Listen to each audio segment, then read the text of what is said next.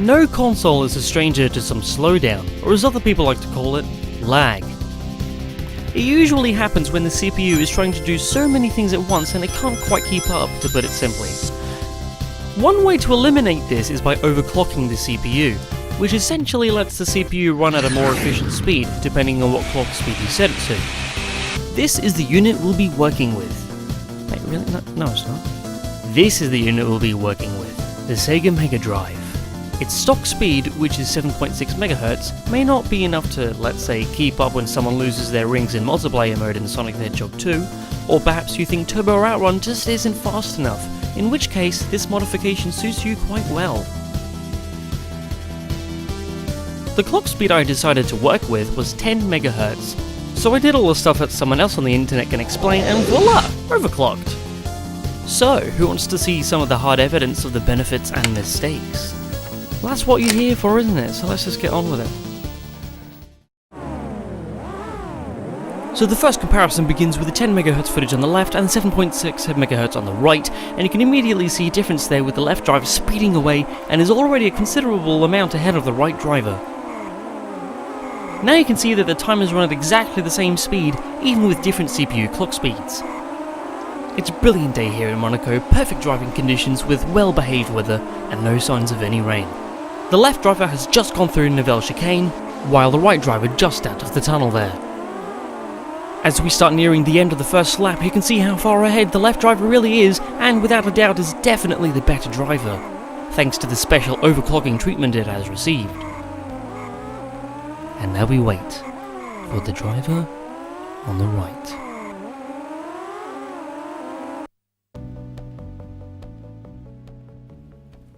Now as we get straight into the next comparison, which is Sonic the Hedgehog 2's special stage, you can already notice the difference in speed here, the smoothness of the character animations as they whiz around the pipe, and the pipe itself as it moves past the characters.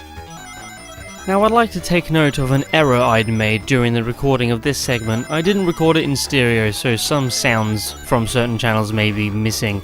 So I'm sorry about that. I can't do anything about it because I can't be bothered to fix it, because I'm a lazy bugger.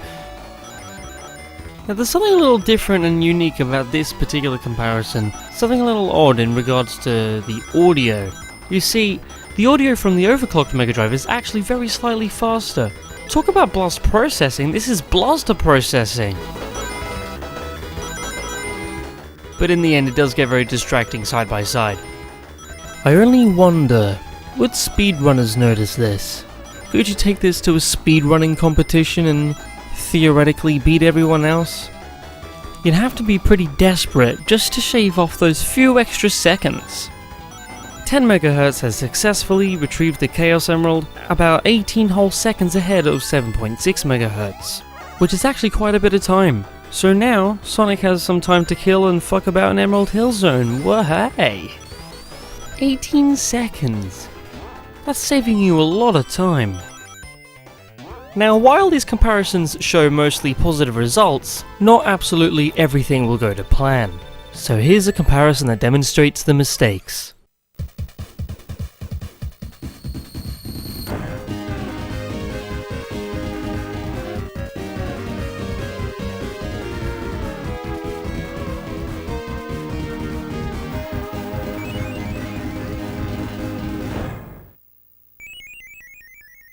Hey, where was the mistake in that comparison, I hear you ask? Well, that was actually pretty lucky because usually you get this.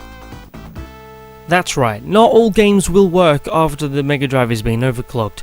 It could come down to the wiring, the soldering, or the particular oscillator I used, and it could also come down to the particular 68,000 chip you have in your console.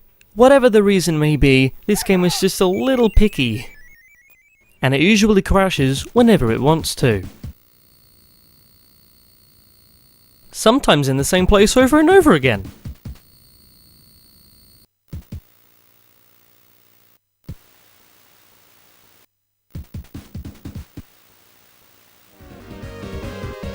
And finally, my favorite one. Isn't that a lovely sound? No? Just me? Alright, okay, suit yourselves.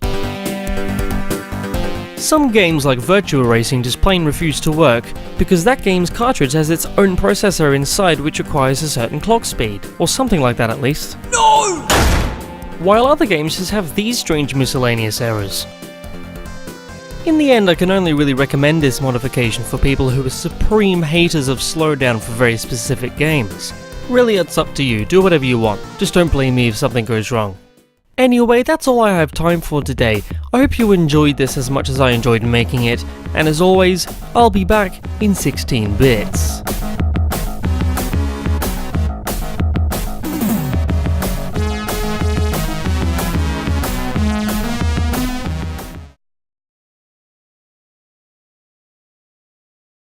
Talk about blast processing, this is blaster processing. Blaster processing.